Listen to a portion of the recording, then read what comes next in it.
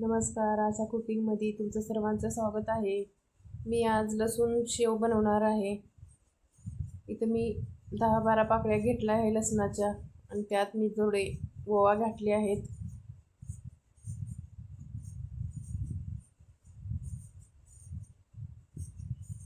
हे मिक्सरला वाटून घ्यायचं आहे.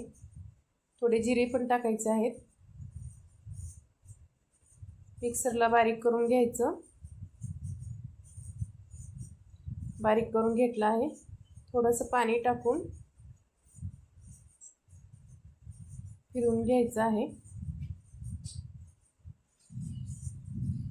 थोडं लाल तिखट टाकायचं आहे.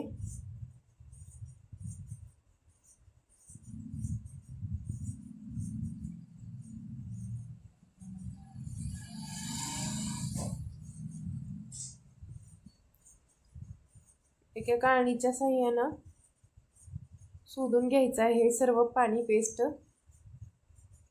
म्हणजे शेव करताना अडकणार नाही.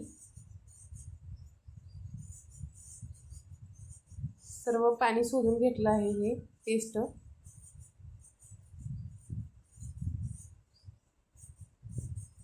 एक वाटी मी इथं बेसन घेतलं आहे.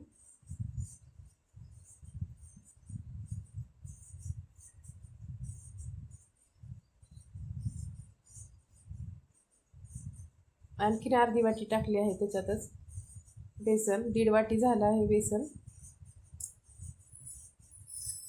अर्धी वाटी तांदळाचं पीठ टाकायचं आहे,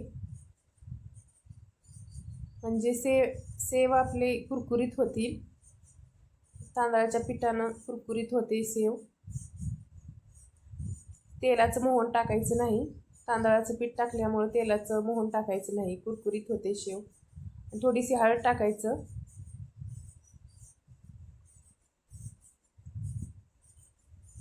चवीपुरतं मीठ. सर्व मिक्स करून घ्यायचं आहे. हे पेस्टचं पाणी टाकून तिंबायचं आहे. पीठ मळून घ्यायचं आहे.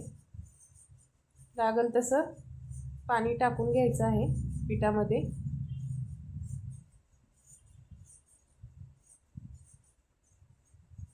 गोळा करून घ्यायचा आहे, एकजीव करून घ्यायचा आहे.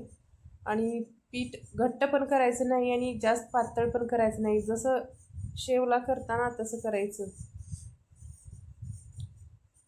जर थोडं पातळच केलं आहे, चकलीच्या पिठापेक्षा थोडं पातळ करायचं, म्हणजे शेव छान येतील आणि जड पण जाणार नाही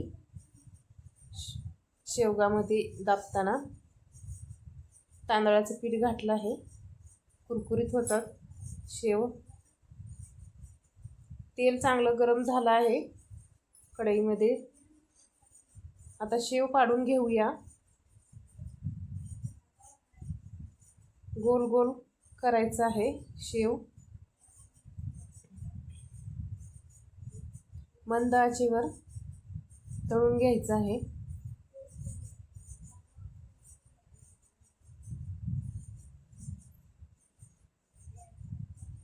एक साईड पलटून घ्यायचं आहे. एक साईड तळली आहे. एक साईड पलटून घेतल्यावर ते पण साईड छान तळेल.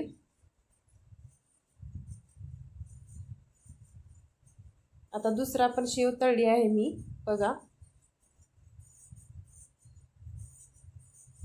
जास्त जड जात नाही. जरा पीठ पातळच करायचं थोडंसं, आणि हे शेव महिनाभर टिकेल आणि कडकपणा पण राहील आणि कुरकुरीत एकदम.